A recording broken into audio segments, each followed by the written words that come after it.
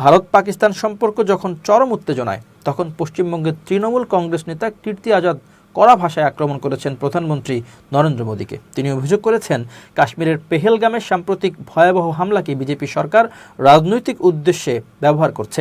এই ঘটনাকে নাটক বলে অভিহিত করে তিনি বলেন, সরকারের একমাত্র লক্ষ্য হচ্ছে জনগণের আবেগকে পুঁজি করে নির্বাচনী ফায়দা তোলা। হিন্দুস্তান টাইমসের এক প্রতিবেদনে উল্লেখ করা হয়, পাকিস্তান হুমকি দিয়েছে যে যদি ভারত সিন্ধু নদীর উপর বাঁধ নির্মাণ করে তবে তারা তা গুঁড়িয়ে দেবে। ভারত এ বিষয়ে এখনও কোনো প্রতিক্রিয়া দেয়নি।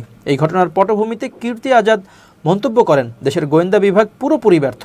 অন্যদিকে বিজেপি পশ্চিমবঙ্গে বাংলাদেশিদের অনুপ্রবেশ নিয়ে সরব, অথচ দেশের ভেতরে জঙ্গি প্রবেশ করছে আর তারা যুদ্ধ খেলা করছে।